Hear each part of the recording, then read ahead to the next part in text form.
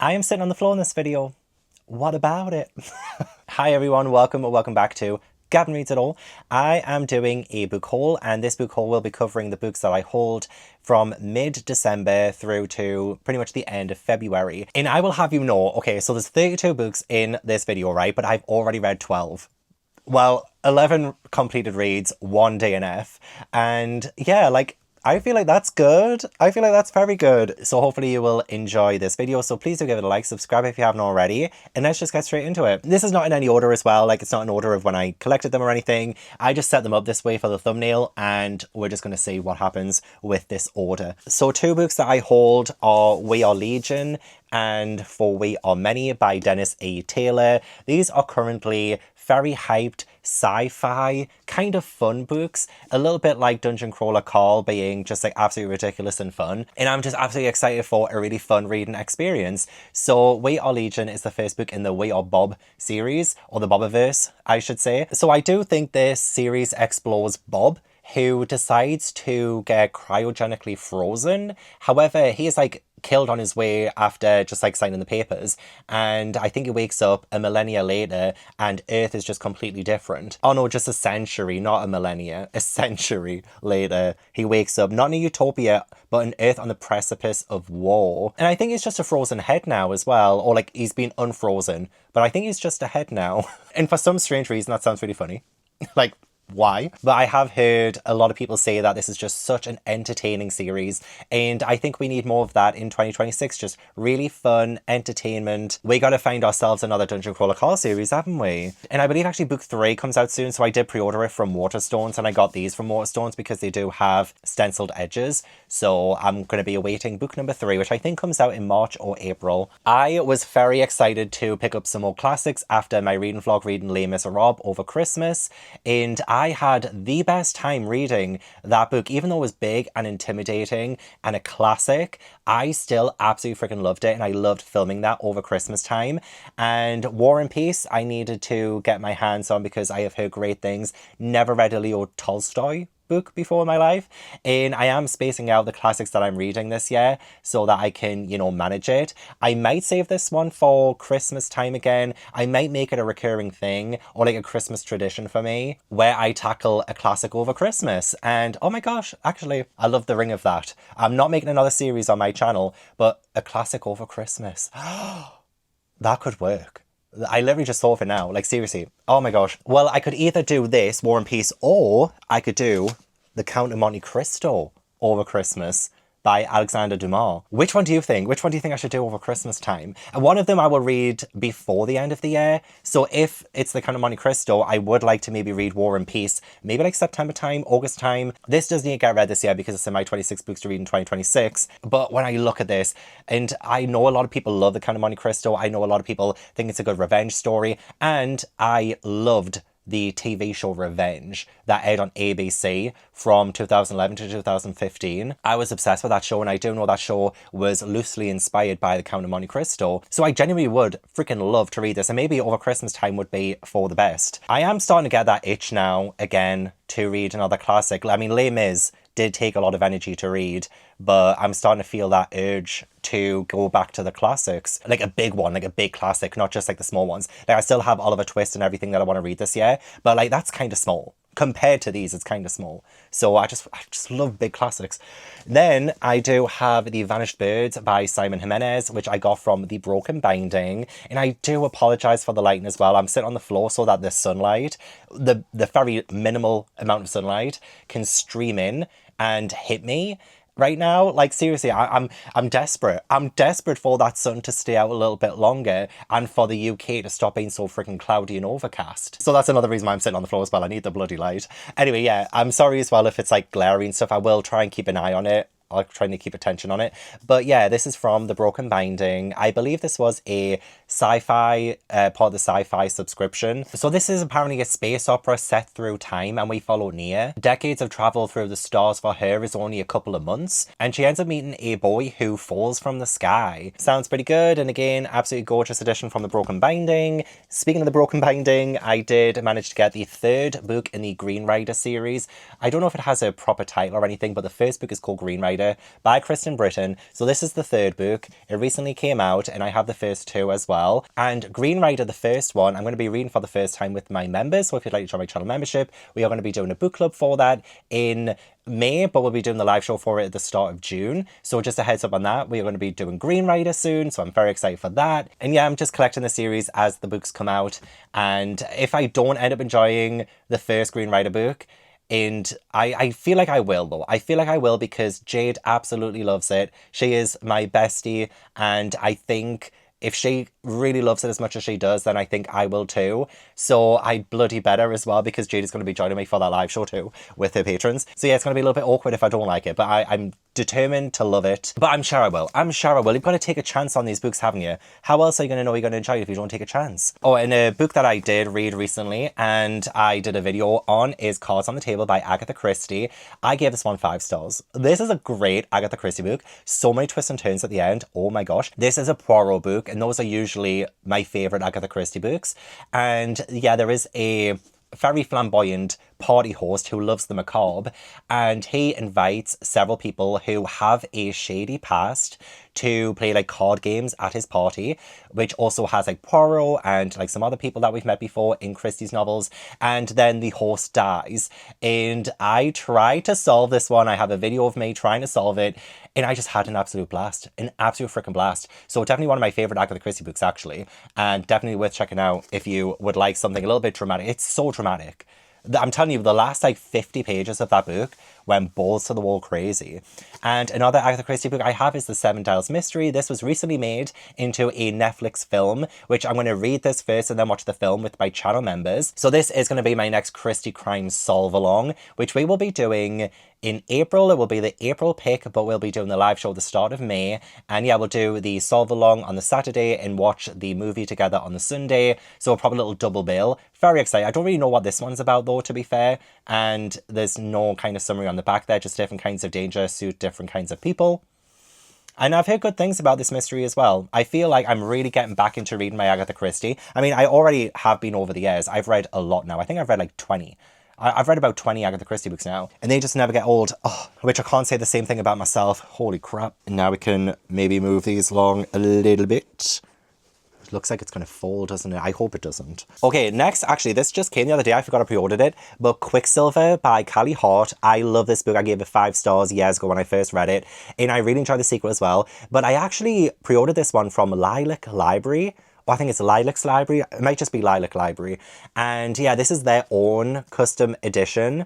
And yeah, I gave this book 5 stars. Like, there was no way I'm not going to get it because I just absolutely freaking love, the look of it. Yeah, Lilac Library. There's the card there if you want to check it out. And I believe it sold out pretty quickly, so I was very fortunate to get my hands on this. But it literally just came. I pre-ordered it in October, and it came like 2 or 3 days ago now. Absolute stunner of a book. It's a romantasy, and it has Faye. We follow Ceres, who has been thieving from the Undying Queen, and when she's caught, she tries to escape, and she ends up opening a portal to the Fae world. So I don't mind grabbing myself an additional copy of a book that I know I love. So yeah, and I just freaking love that cover. It's absolutely beautiful. It might be my favorite cover for Quicksilver I've ever seen. And that series has had a rough time with getting good covers. So I saw that one, I was like, yeah, no, actually, that's the best cover I've seen. And then Of Blood and Fire by Ryan Cahill, I pre-ordered from Waterstones. And I read this one recently. I read it in a 24-hour reading vlog. And I did like this. I gave it 3.5 stars. But I will say, this is so paint by numbers. I feel like you'll read this and you'll think you're reading a fantasy book you've read before. This does nothing really new or original, to be honest, in my opinion. But there was a little bit of comfort there as well, in the terms of it felt like a traditional fantasy, and I kind of knew what to expect from it. So I did like it, but I did have a lot of complaints about it. I did. And we do follow Kaelin, who was one of the most vanilla main characters. I'm not selling this book to you, am I? But he's one of the most vanilla main characters I've ever seen. And he does have to do like the proving with all the boys in the village and prove he's a big, strong man and all this shit and malarkey. But then that happens pretty early on, and then the plot kicks in when some people arrive at the village. I'm really proud of the Broken Binding for becoming an actual publisher, because I did pre-order this from Waterstones, and the Broken Binding have become an actual publisher, like they're publishing books themselves, which they can send to bookshops like Waterstones, so I love supporting that. And it is a beautiful edition. Like, it is a gorgeous book, and I will check out a sequel at some point. It was good, but it's too safe. It's a very safe kind of fantasy. A book that I have not yet read, but I'm so excited about, is Operation Bounce House by Matt Dinniman. This is my channel members' book club for March, so we're going to do the live show for it towards the end of March, mid to late March. And Matt Dinniman is the author of Dungeon Crawler Call, one of my favourite new series that I've read in the last 2 years. And I'm really excited about this one. This one is, again, like another game called Operation Bounce House. And I think we follow Oliver, who is now part of a corporation where they have to like eradicate entire places, I think. We only have 5 days to cleanse the planet. Don't miss out on your chance to make a difference in the galaxy. And it sounds a little bit like the whole like reality show game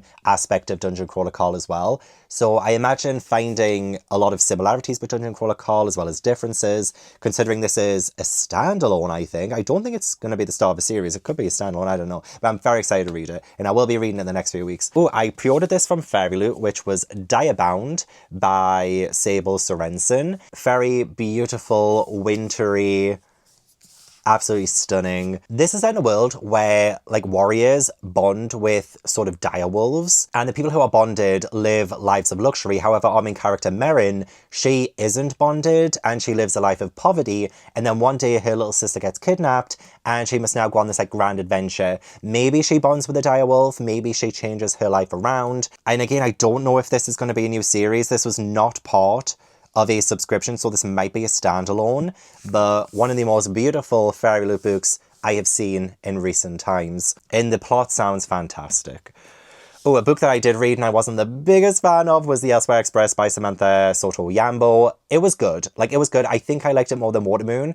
But yeah, I took a chance on this book because it sounded a little bit like The Polar Express. And it's not quite, but it is set on a express train. The main character, Rhea, she falls asleep on the subway and wakes up on this Elsewhere Express. And it's essentially a train where like lost souls or like lost wandering souls go. Wayward. That was the word, wayward. And Rhea is very wayward. And yeah, it became a little bit of like a mystery sort of thing. I didn't think it was as cozy as I wanted it to be, but it was still good. Like, it was still good. It just didn't blow me away. And I don't think I will check another book out by this author. And I probably should have just checked this one out of the library, considering I liked Watermoon, but I didn't love it. So don't worry, I've learned my lesson. But hey, I love giving authors a second chance sometimes. The writing was absolutely fine. And yeah, Waterstones, yeah, quite beautiful. And now my library is going to be able to get that. Oh, The Macabre by Kosoko Jackson is my next book. I saw this one. It might have been Amy McCaw, actually. Amy McCaw on Instagram posted about it, and it looked fantastic. It is about, I believe, a painter who paints, I think, for the British Museum. And yeah, for the British Museum. Look, I'm trying to go off the top of my head here. In the British Museum, curators have asked the main character to go into his macabre paintings. And I think he does have to like travel in them. Like, look at that one on the cover there, if you can see it. Look at that one. Like, that is actually kind of scary. But I think I'm going to take this one to the Scream house with me. So if you see my spring TBR, you will know that I'm going to be going to the house where they filmed the original Scream. And I'm going to be reading a couple of horror books there. And this is going to be one of them. This is one that I might read on my way there. And then I have a different Scream-esque book to read while I'm there. But I'm definitely going to take this one with me literally next week. I'm going to be reading this next week. And yeah, if you've read this one, do let me know if you found it creepy or anything. I just freaking love the title. Love the cover. It just sounds really good. Oh, the next one I have started, and is The Poet Empress by Shen Tao. This one came in a Luma crate, and I do, again, absolutely love it. I'm 30 pages into this one, actually. I started this in a 24-hour reading vlog, and the 24 hours ended by the time I got to page 30 in this. But I was really liking what I read so far. So this follows a young girl who is, you know, living in poverty. She lives in a village with her family, and the prince needs a concubine, and she now sets off with like so many other girls to be the prince's concubine. And I think this might open up like a more political kind of landscape when it comes to the royal family in this world, because there is like a war going on between the brothers to see who will take the throne, like a succession war, I think it was called. And Wei has to harden her heart and rely on her wit to navigate this very dangerous world. honestly, I was really enjoying the writing style so far, really enjoying the main character, and I just, again, I freaking love that cover so much. So I will continue this. I absolutely will, because, again, I really enjoyed what I read so far. Another kind of book box book that I got was an Evernight book, and that is We Call Them Witches by India Rose Bauer. And again, like, very, very pretty. Love the look of this, and I want to mention this a million times, but witches are my favorite, my absolute favorite, like, mythological creatures that I think are just like, oh, they are so captivating. And I think it does stem from the fact that Charmed is my favorite TV show of all time, and I love, like, The Worst Witch when I was a kid and all of that. So this one sounds really good. This is so funny because our main character, her younger brother gets kidnapped, and that does sound like Diabound. So a lot of kidnapping going on. I swear it's not something I look for in a novel. It just seems to find me. But yeah, the main character, this is in a world as well where witches are like monsters and they can like snatch people. Maybe that's one of them on the cover there. But they are terrifying creatures, and the only way to like defeat them or like work against them is having knowledge of folklore and pagan rituals. So I'm excited. I'm excited. Oh, the next book I found out about from Joanna Reads, and that is Fever Dream by George R.R. Martin. And I had no idea he wrote a vampire novel. This is a vampire novel. I did not know the author of Game of Thrones, the Song of Ice and Fire series, actually wrote a novel with vampires. So we follow Abner, and he has built his dream steamship called Fever Dream. He has a partner called Joshua York, and Joshua seems to be a little bit strange.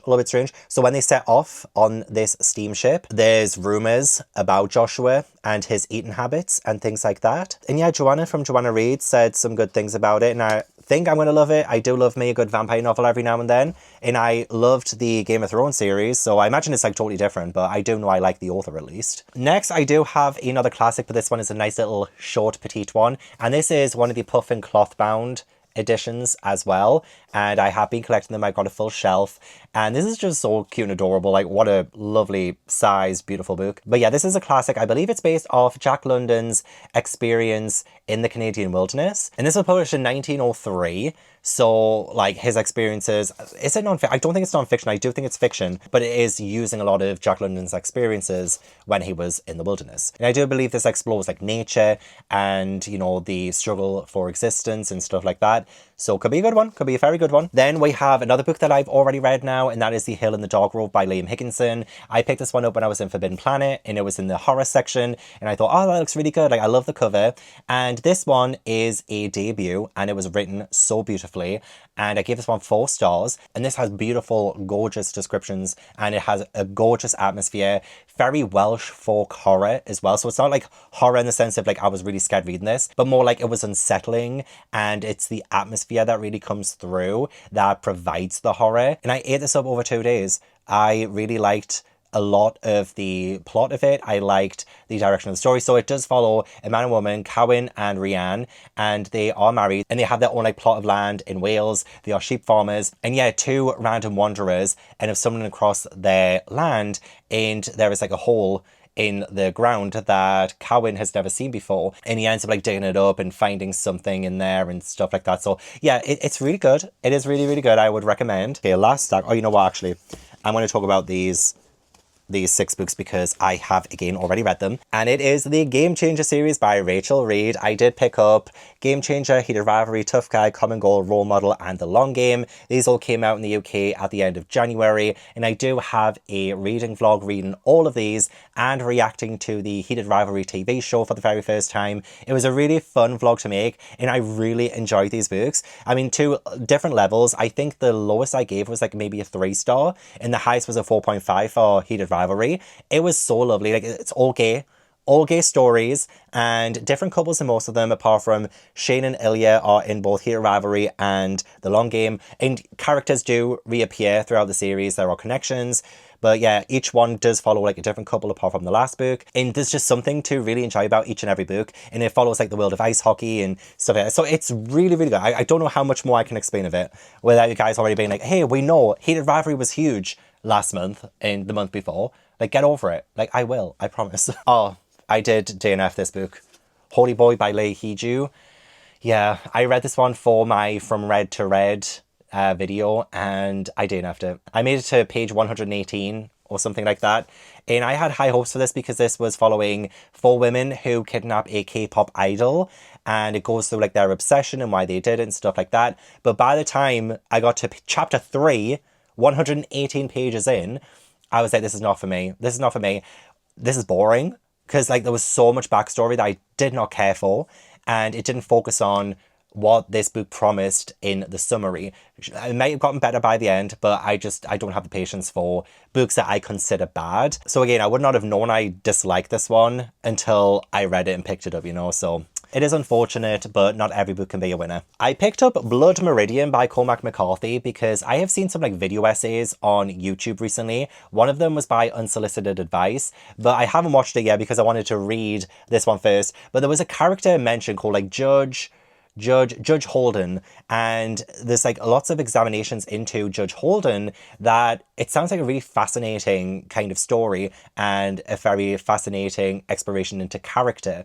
And it's something that I really do want to try and engage with more in 2026, is being able to engage in these texts that I'm reading and think a little bit more critically on them. And I think it's easier to do that book with classics. So there is a 14-year-old kid who is wandering the Texas-Mexico border, I think, and he comes across the terrifying Judge Holden. And I have no idea what that entails, but just the idea of a character being so menacing and terrifying as Judge Holden, I feel like it's something that I will probably end up enjoying. So yeah, I decided to pick that one up because of seeing all of these like video essays just randomly pop up. I'd read Les Miserables, and so I was kind of into my classic videos. Whenever someone would talk about classics or like ranking their classics, I would consume those videos so much at the start of January. And yeah, that ended up popping up. So I was like, okay, let's give it a go. Oh, the next book I picked up is Bathhouse, a Thriller by PJ Vernon. I saw Dylan Joseph talk about this one and he really enjoyed it.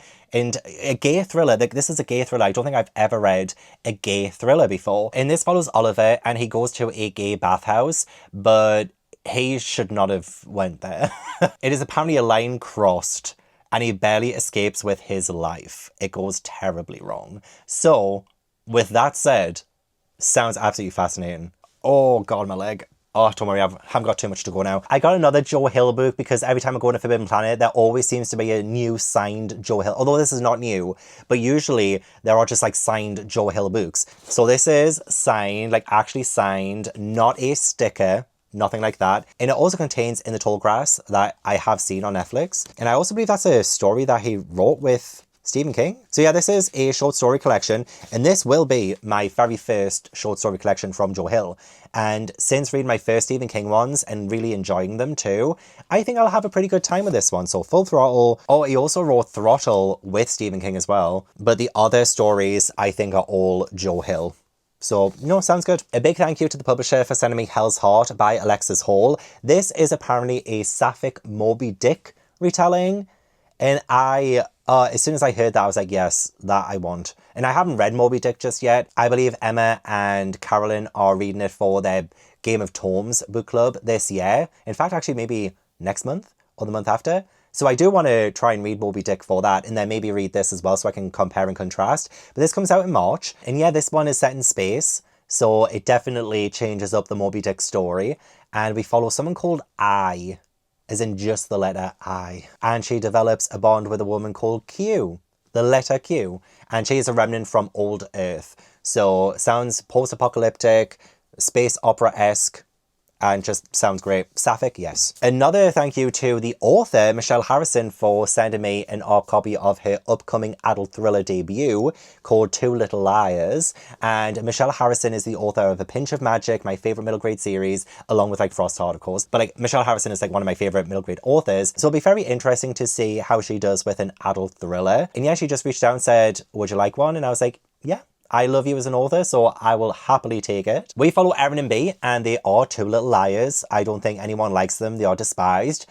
And there is a trip that goes terribly wrong. One of them dies. 20 years on, the case is still unsolved. And I think this is like going back to solving this cold case. Comes out on the 4th of June 2026, so if that sounds like something you'd like, maybe give it a pre-order or something. Check it out when it comes out. And then the last book I will be mentioning in this is Murder in Mount Fuji by Shizuko Natsuki, and this was a Waterstones thriller book of the month, I believe it was. I haven't heard the best of things about this one since I've hauled it, but in this one we follow an American student who goes to stay with her friend in a luxurious mansion at the bottom of Mount Fuji. And I also think Jane's friend who she stays with, her family are staying there as well, and then her friend ends up coming in covered in blood saying that she killed her grandmother, and that kind of like sets off this whole crime mystery thing while they're trapped inside this luxurious mansion. It does sound good, but yeah, I'm not going to let the reviews deter me. I could end up loving it. So yeah, this was my haul for the last 2.5 months. I hope you enjoyed. And if you did, please do give it a like and subscribe if you haven't already. Leave all your comments down below as well. Let me know if you've read any of these and let me know if you enjoyed them. If there's any that maybe you weren't the biggest fan of, then I don't mind hearing about that as well. I'm sure you have your reasons. I'm sure I will still end up enjoying as much of these as possible. I want to give a huge thank you to my channel members for supporting my channel. If you'd like to join my channel membership, then the link is in the description box. But yeah, I hope I will see you in the next video. Bye.